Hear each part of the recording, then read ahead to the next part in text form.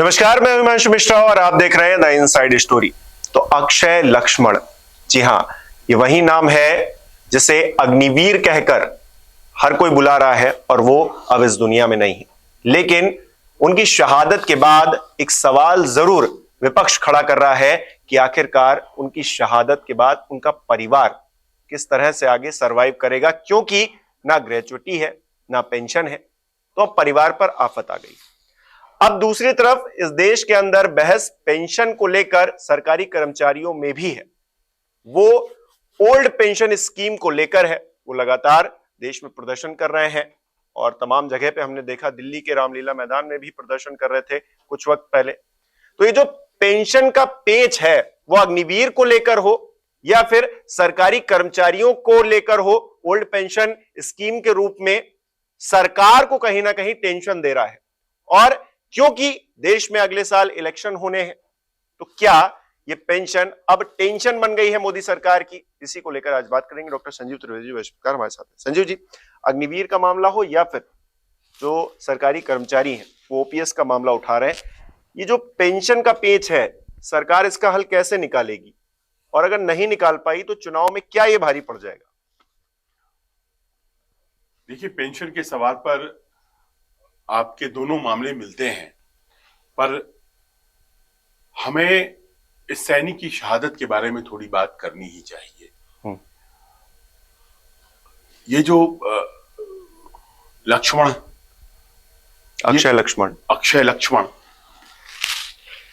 इनकी जो शहादत हुई है वो सियाचिन में हुई है। और आप ये समझें कि अक्षय लक्ष्मण गवाते 2022 के बाद रिक्रूट हुए। ये पहले बैच थे। 2022 में तो स्कीम ही आई, पहले बैच। हम 2023 में हैं। तो उसके बाद जो भी रिक्रूटमेंट हुई है वो सियाचिन की ऊंचाई पर भेजे गए। और दुनिया का सबसे टफ टेरेन किसी भी फौजी के लिए वो कहा जाता है। 5400 मीटर की ऊंचाई पर सियाचिन ग्लेशियर। और 1984 में हमने उस पर कब्जा किया था, हासिल किया था हमने दोबारा। और आप ये समझ लें कि करगिल युद्ध ने उतना हमें नुकसान नहीं दिया है शहादत के टर्म्स में जितना कि सियाचिन में। और ऐसे में वहां इस अग्निवीर की शहादत होती है। अब देखिए, एक रेगुलर सैनिक जो है वो अगर उसके प्राण जाते हैं, उसकी शहादत होती है, तो उसका अपना एक प्रोटोकॉल है। लेकिन वही प्रोटोकॉल चूंकि अग्निवीर के मामले में नहीं है, इस कारण से बहस खुल गई है। अब परिस्थितियां तो एक ही थी। हर साल पार्लियामेंट में सरकार ने बताया है, कभी 9, कभी 11, कभी 12 फौजी हमारे वहां पर वेदर के कारण मर जाते हैं, वेदर के कारण। और वेदर तो देखता नहीं है कि कौन सेना में फुल सैनिक है, कौन अग्निवीर है। कुछ लोग जो हमारी जानकारी है, जो वहां सर्व करके आए हैं, उनका ये बताना है कि वहां मोजे भी नहीं खोलते हैं लोग जितने दिन रहते हैं। 3 महीना या 6 महीना जब भी रहना पड़ा, मोजे तक नहीं खोले जाते हैं। और लौट करके जब आते हैं वहां से, तो मेरठ में या कहीं दूसरी जगहों पर एक्लेमेटाइजेशन के लिए ले जाया जाता है। बॉडी को इस तरह के वातावरण से अभ्यस्त करने के लिए ले जाया जाता है। और बड़े डरते डरते उनके जूते, उनके मोजे उतारे जाते हैं कि जो उंगलियां हैं वो पूरी तरह से सुरक्षित है ना, कहीं ऐसा तो नहीं है। क्योंकि उन्हें पता भी नहीं चलेगा, सब कुछ नम हो गया हो जाता है, सब कुछ सुन्न पड़ गया होता है। दस्ताने और सब कुछ पहनने के बावजूद ठंड -45 डिग्री, आप ये समझ लें। और बधाइयां दी जाती हैं अगर सब कुछ सुरक्षित होता है, क्योंकि बहुत से लोगों के फ्रॉस्ट बाइट कहते हैं, वो हो जाते हैं। इतना मुश्किल कंडीशन है। और ऐसे में हार्श वेदर कंडीशन की वजह से वो सैनिक शहीद हुए, लक्ष्मण। अब शहीद लक्ष्मण की मौत या किसी रेगुलर फौजी सैनिक, कमीशन ऑफिसर या फौजी सोल्जर की मौत, अंतर कहाँ है? अंतर तो कुछ है नहीं। और ऐसे में आपने जैसा कि बताया कि बाकी बेनिफिट्स तो मिलेंगी, जैसे 4 साल उन्हें काम करना था, तो जितने दिन के उनकी तनख्वाह बची हुई थी, नौकरी वो करते, वो सारी घर जाएगी, वो मिलेगा, ग्रेचुटी नहीं होगा। और फिर जो एक शहीदों को लाइफ लॉन्ग पेंशन उनके परिवारों को दिया जाता है, वो इस मामले में नहीं होगी। और यहीं से बहस खुल गई है कि भाई जो प्रोटोकॉल है, क्या उसमें तब्दीलियों की जरूरत है? क्या कुछ ऐसी तब्दीली की जा सकती है कि ऐसी परिस्थितियां अगर आ जाएं तो उसमें कुछ अलग ट्रीटमेंट हो? कुछ ऐसा हो सकता है क्या? क्योंकि अग्निवीर पर बहस बहुत हो चुकी है, लेकिन देखिए वो बहस थोड़ा सियासत भी था, थोड़ी नाराजगी भी थी, लेकिन ये तो एक्चुअल जो घटना घटी है उसके बाद उस घटना के तथ्यों से निकलकर सामने आई है। तो फिर जाहिर है कि इस पर शायद सरकार को ध्यान देने की जरूरत है कि कुछ प्रोटोकॉल बदले जाएं। अच्छा, ये तो एक बड़ा मानवीय भी लगता है कि एक व्यक्ति जिसने देश के लिए अपना बलिदान दिया है, वो शहीद हुए हैं, उनको शहीद का दर्जा दिया जा रहा है, उनके जाने के बाद उनका जो टर्म है 4 साल का, उसके बाद सरकार उनको कुछ भी सर्व नहीं करने वाली है। तो सरकार की क्या ये जिम्मेदारी नहीं है? क्या ये देश, एक अग्निवीर जिसे कहा जा रहा है जो शहीद हो गया है, क्या उसके लिए ये देश इतना भी बर्डन नहीं ले सकता है कि उसके परिवार को वो फैसिलिटीज या फिर वो पैसा पहुंचाती रहे पेंशन के रूप में? क्या इस देश का ये फर्ज नहीं बनता है? अब कांग्रेस पार्टी हो या तमाम विपक्षी दल हो, बात यही उठा रहे हैं।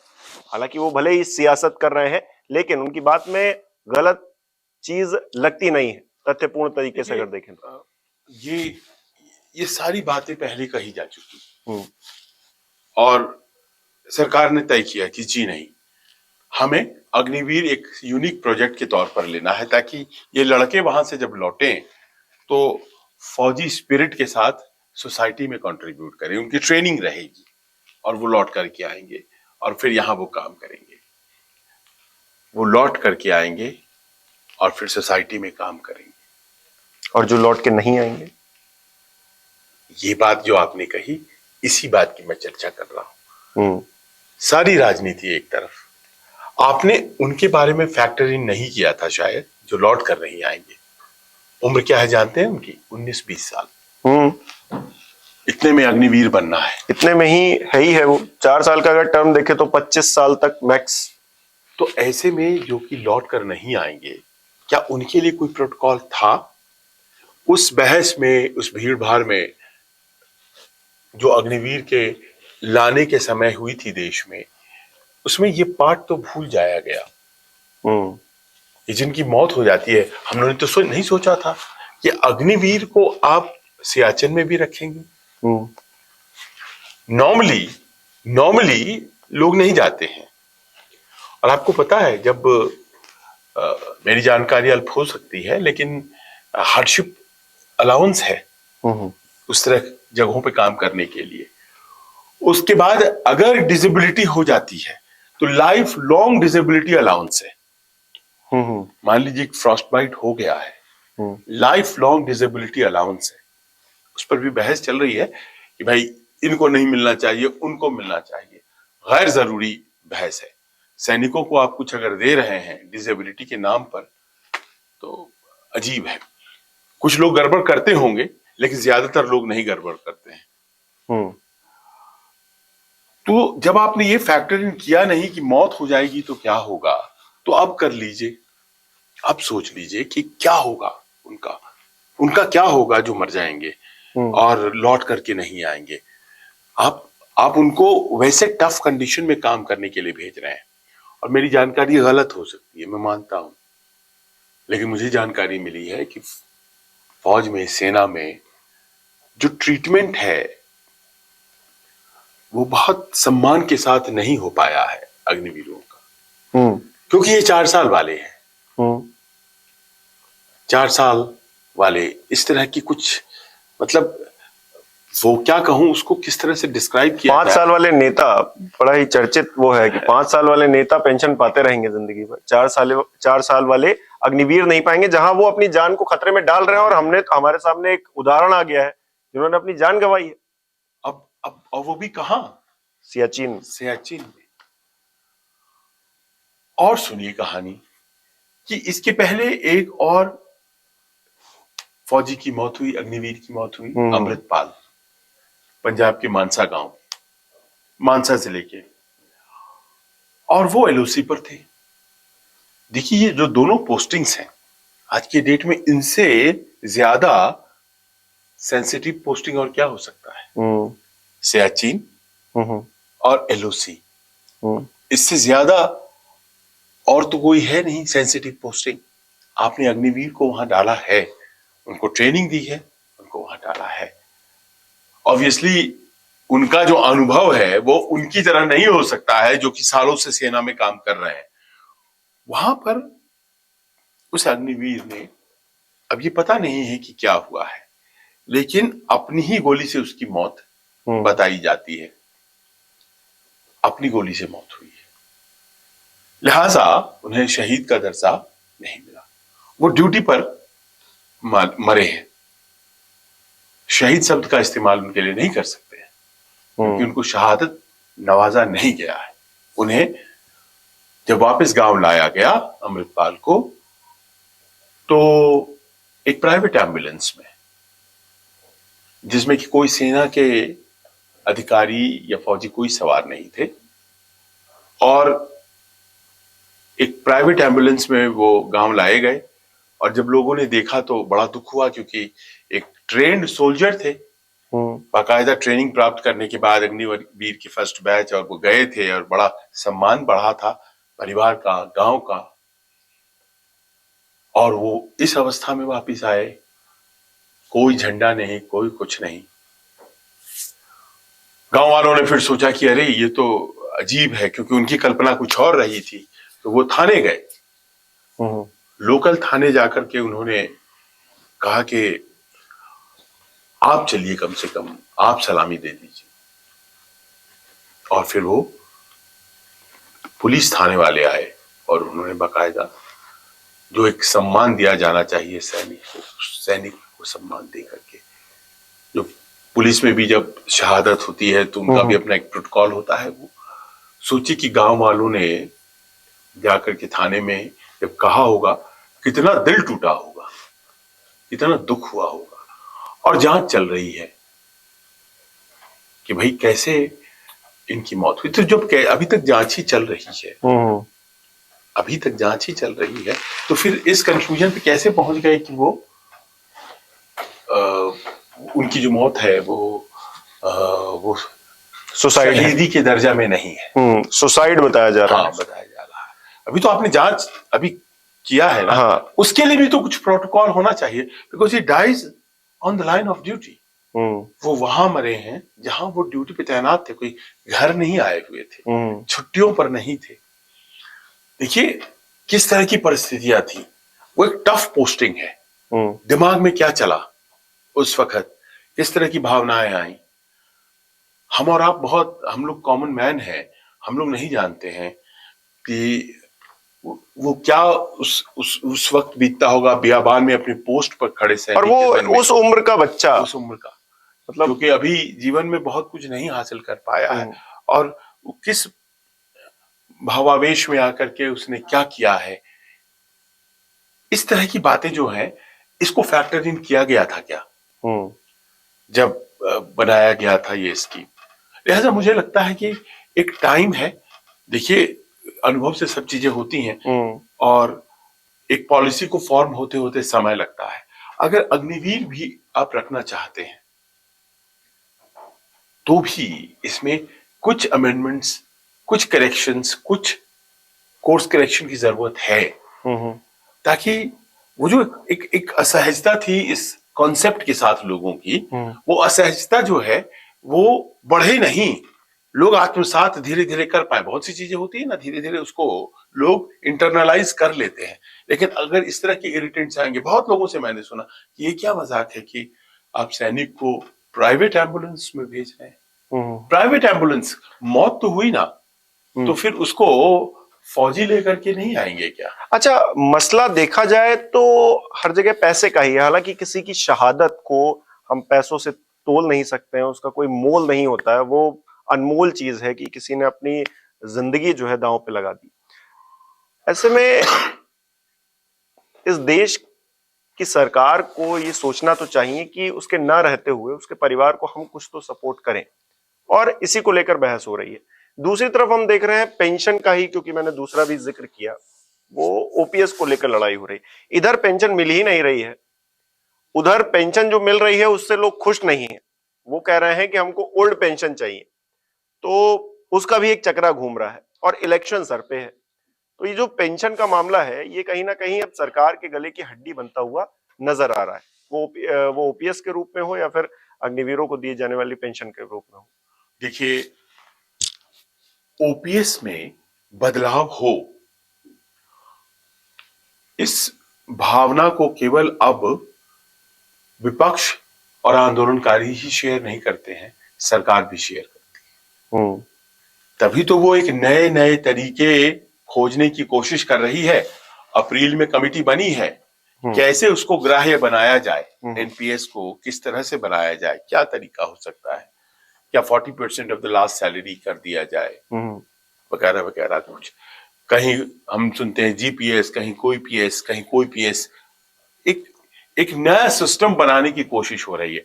नए सिस्टम का अर्थ है कि आपने in principle at least you have accepted कि जो पुरानी पेंशन व्यवस्था थी उसके तरह का नहीं है नए पेंशन स्कीम, और इसमें बदलाव की जरूरत है। There is a need for change. इसमें बदलाव चाहिए लोगों को। ये आपने एक्सेप्ट कर लिया सिद्धांत में, तभी तो आपने कमेटी बनाई, तभी तो आपने कहां कहां कौन सा एक्सपेरिमेंट राज्यों में हो रहा है, जरा उसको मंगवाओ, जरा देखो उसमें क्या है। ये सब चीजें तो हो रही है ना। कोई भी आज की तारीख में जो नेता है जिसे चुनाव लड़ना है, वो स्पष्ट रूप से मना नहीं करता है सत्ता पक्ष का जो है ओपीएस को। तो यानी कि आप सिद्धांत में मान रहे हैं। और उसकी सबसे बड़ी वजह हिमांशु ये है कि जो नई पेंशन व्यवस्था है ना, वो मार्केट लिंक्ड है। और हम अपने भविष्य को बाजार से कैसे जोड़ सकते हैं? सही बात है। आप हर कोई सुरक्षित भविष्य चाहता है। आप कम से कम इतना तो हमें कर दीजिए कि हमारा भविष्य जो है वो बाजार से अगर जुड़ जाएगा तो फिर हमारी जिम्मेदारियों का क्या होगा? आप ये दलील हमें दे सकते हैं कि फिर प्राइवेट सेक्टर का क्या होगा, फिर बाकी लोगों का क्या होगा? फिर मैं आपको दलील दूंगा, तो फिर नेता क्यों रखेंगे? फिर नेता क्यों रखेंगे? तो दलीलें तो हम खूब दे सकते हैं। मैं उस अधिकार की बात कर रहा हूं जो वर्तमान है उनके पास, जो 2004 के पहले के एम्प्लॉई हैं और जो 2004 के एम्प्लॉई जो बाद में ज्वाइन किए उनसे छीन ली गई। मैं कोई नई अधिकार की बात नहीं कर रहा हूं। आप प्राइवेट सेक्टर वालों को जवाब देने और नहीं देने की बात करते हैं तो ये नया अधिकार हो जाता है, और इस पर बहस होनी चाहिए कि एक सोशल सिक्योरिटी तो सबके पास होना चाहिए। There should be some social security। आप इस देश में जन्मे हैं, आधार नंबर है, तो सबके पास कोई ना कोई सोशल सिक्योरिटी होनी चाहिए। वो अलग बहस। मेन बहस ये है कि जो एक एग्जिस्टिंग राइट है, उस एग्जिस्टिंग राइट में तब्दीली की गई है सरकार के द्वारा। अग्निवीर के मामले में भी ये कहते हुए कि पेंशन लायबिलिटीज बहुत हो जाती हैं। ओपीएस के मामले में भी पेंशन लायबिलिटीज बहुत हो जाती है। ये बंगाल की सरकार कैसे दे रही है? अभी तक दिए चली जा रही है पेंशन लायबिलिटीज, वो भी तो है। वो बहुत अच्छा नहीं कर रही है, पर उससे खराब करने वाले राज्य तो हमारे देश में है ना, जो नहीं दे रहे हैं। सही बात है। जो कर्ज में नहीं दे रहे हैं और कर्ज में है। तो आप इसको अगर डिबेट में लेकर के जाएंगे तो बड़ी दिक्कत है। अब जबकि ये एक इलेक्शन इशू बन गया है तो एक ईगो का भी इशू हो जाता है। तो मेरा भाई यही है कि कहीं ये उसमें जाके फंस न जाए। देखिए, LIC की एक टैगलाइन है, जिंदगी के साथ भी और जिंदगी के बाद भी। तो हर कोई अपनी जिंदगी में चाहता है कि वो उसका भविष्य सुरक्षित रहे, और ऐसे में वो सरकारी नौकरी की तरफ भागता है। लेकिन सरकारी नौकरी में अगर आप अग्निवीर की तरफ जाएंगे तो वहां आपको पेंशन नहीं मिलेगी। अगर आप सरकारी नौकरी किसी दूसरे सेक्टर में जाकर करेंगे तो आपको ओल्ड पेंशन नहीं मिलेगी, न्यू पेंशन मिलेगी, जो कि भविष्य के लिए सुरक्षित नहीं मान रहे हैं, और इसीलिए कर्मचारी लगातार इसका विरोध कर रहे हैं। दूसरी तरफ जयराम रमेश इस बात का जिक्र कर रहे हैं कि जो उच्च वर्ग है, यानी कि हाई सोसाइटियल वर्ग है, और एक जो मध्यम वर्ग है, उसके बीच का जो अंतर है वो लगातार बढ़ता जा रहा है। उन्होंने हाल ही में आंकड़े जारी किए। तो एक तरफ जहां मध्यम वर्ग भी गरीबी की तरफ बढ़ रहा है, अमीर अमीर हुए जा रहे हैं, वहां पर अगर आम आदमी सुरक्षा चाहता है अपने भविष्य को लेकर, और कह रहा है कि आप अगर अग्निवीर में पेंशन देंगे तो एक सुरक्षा होगी, अगर आप OPS देंगे तो सुरक्षा होगी, तो फिर क्यों ना आंदोलन करें ये लोग। और इसमें अगर राजनीतिक दल बोलते हैं तो राजनीति कह के कि ये राजनीति कर रहे हैं, उस बात को दबाया तो नहीं जा सकता। आपको क्या लग रहा है इस पूरे मामले पर? हमें कमेंट करके बताइए। बहुत बहुत शुक्रिया।